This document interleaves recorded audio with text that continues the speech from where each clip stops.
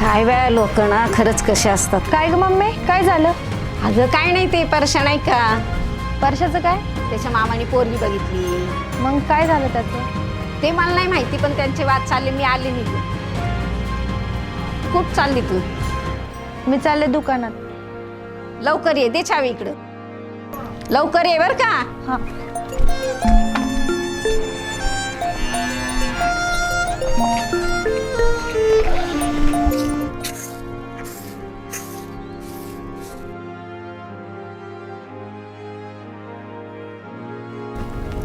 आली का परत तू?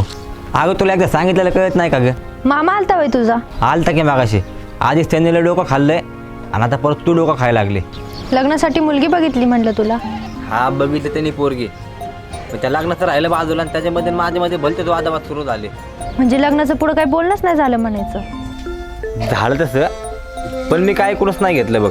बोलणं झालं बी बोलतोय, नाही बी बोलतोय, तुझं काहीच कळाना. अगं पण मी काय म्हणतो तुला, तू कशाला एवढं चौकशा करायला लागली? तुम्हाला एवढंच सांग, लग्नाचा मामा तुला काय म्हणला? जाताना मामा म्हणलाय मला परत पुढच्या वेळेस त्यांना पुरला आणि पुरीच्या बापाला घेऊन येतो. मग तू तयार आहे का लग्नाला? मी तयार आहे. ए राधा, बोलवलंय आईनी तुला. आले. राधा, अगं बोल की, तुझ्याच तर बोलण्याची वाट बघतोय. दाद्या, तुला राधाताईने अर्जंट माळावरती बोलवलंय. ए तिला सांग मी कामात मी नाही येणार मानव. हा, तिला माहित होतं तू असंच बोलणार. नाही मी काय नसतो, सांग तिला. अरे जाणार पटकन, तुला अर्जंट बोलवलंय माळावरती राधाताईनी. नाही मी नसतो जात. अरे येडेगत नखरे करतो.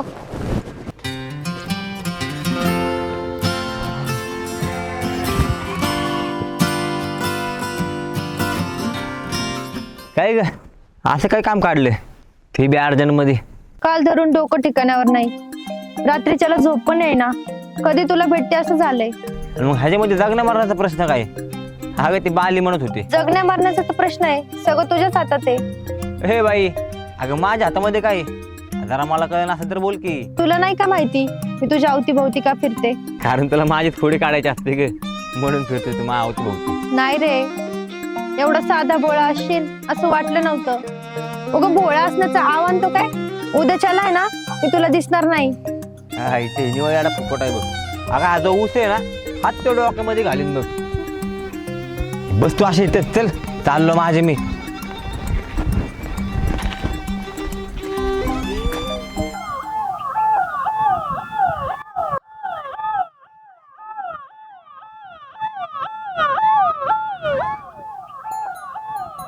राधाच काहीतरी वेगळंच वाटत होती.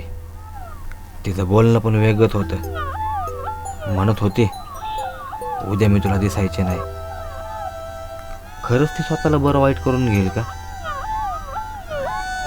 आणि खरं केलंच तर हे नाही हे काय एवढं सोपं आहे वय?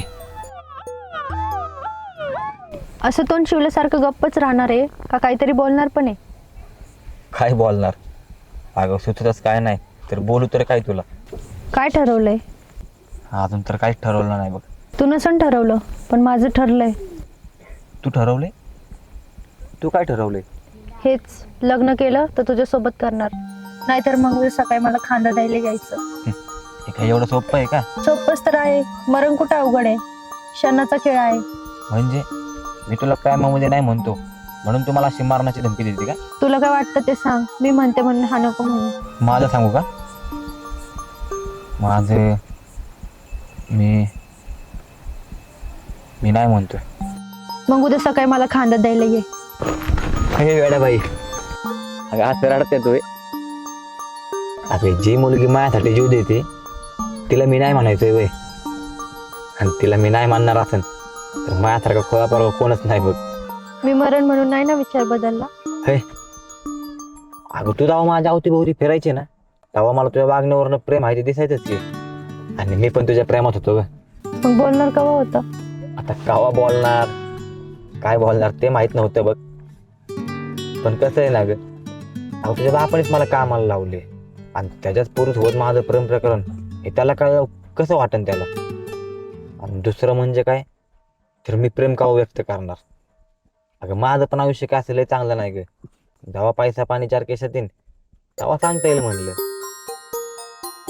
आणि जर दादांना कळलं तर? दादांना कळल्यावर काय ग, आधी मी एकटा होतो आणि आता आपण दोघं मिळून दादांना सांगू. असं होय? असं ते.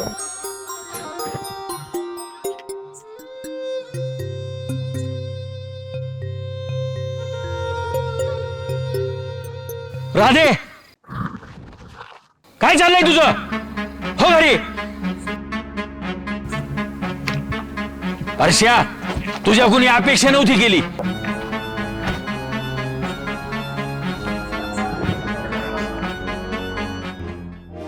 आईला नको व्हायला पाहिजे होतं, तेच झालं. आत्ता कुठं प्रेमाची कबुली दिली होती आणि ती बी लगेच तिच्या घरी काय आली. तिच्या बापाने तर लय वाईट ठरवलं असेल मला. पण राधा, तिचं काय झालं असेल तिचं? नाही, काय बी करून तिच्या घरी गेलंच पाहिजे.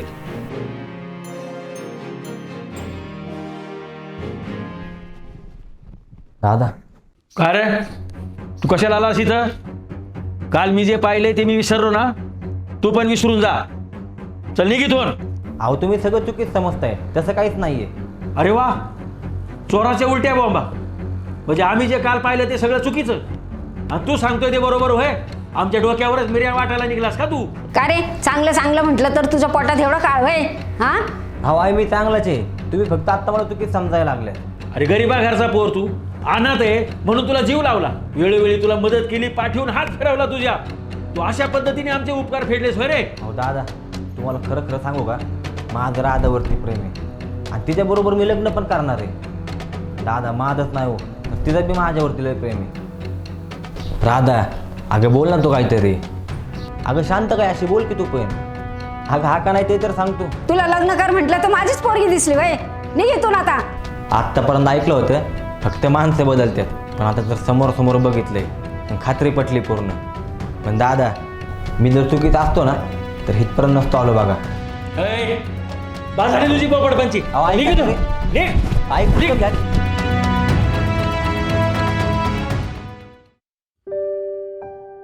राधा माझ्यासाठी मारायला निघाली होती आणि घरी गेलो तर एका शब्दाने बी काही बोलले नाही. खरंच प्रेम होतं का नाटक करत होती? पारशा, खरं प्रेम असतं ना तर घरच्यांसमोर असं गप नसते बसले बघ. तुलाच कळायला पाहिजे होतं खरं काय आणि खोटं काय.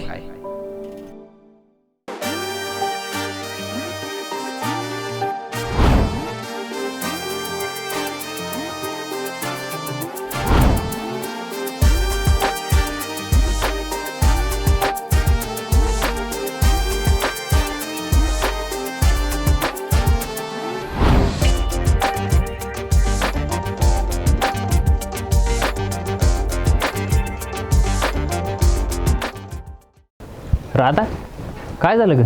लई नाराज दिसतीस. अरे आकाश, काय सांगू, दादानी मला आणि परशाला सोबत पाहिलं आणि घरी जाऊन खूप मारलं. मला मारलं त्याचं काय नाही, पण परशा घरी आलता ना त्याला पण खूप काही बोलले आणि त्याला सुद्धा घराच्या बाहेर हाकलून दिलं. अगं मग तू काय बोलली का नाही? अरे मी घाबरले होते रे, आणि मी काय बोलणार, घरच्यांनी मला मारलं पण होतं. अगं राधा, माणसाला शब्द कधी बोलायचे कधी नाही बोलायचे हे कळलं पाहिजे. आणि शब्दांमुळे आपली जवळची व्यक्ती तुटत नसेल ना तर तिथं बोललंच पाहिजे. तू का नाही बोललीस? मी घाबरले होते, मला घरच्यांनी धमकी दिलती म्हणून मी काहीच बोलले नाही. तू बोलायला पाहिजे नव्हतंस. माझं प्रेम आहे रे त्याच्यावर. प्रेम प्रेम अगं हे आकाशला विचार, प्रेम काय असते. अगं लालीवरती पण माझं लय प्रेम होतं, पण जेव्हा जवळची व्यक्ती आहे ना लांब जाते ना तेव्हा मनाला काय त्रास होतो ना माझं मला माहिती. लाली जर घरच्यांना बोलली असते ना तर लालीचं माझं लग्न झालं असतं. अगं तू पण लालीसारखंच करायला लागलीस की. अगं माझं प्रेम भेटलं नाही पण तुमचं प्रेम तर भेटन ना. एक काम कर, परशाकडे जा, परशाला बोल, त्याला समजव, घरच्यांना पण बोल, आई वडिलांना बोल आणि त्यांच्या आशीर्वादाने लग्न कर. अगं आमचं नाही झालं पण तुमचं तर होईल ना. अगं अजून वेळ नाही गेली, जा आता मी कोणालाच घाबरत नसते बघ. आत्ता जाते आणि परशाला बोलते. होय, आत्ता जाते? आत्ता कुठं? आत्ताच घरचा मार खाल्लायस ना. उद्या जा. चालली आत्ता.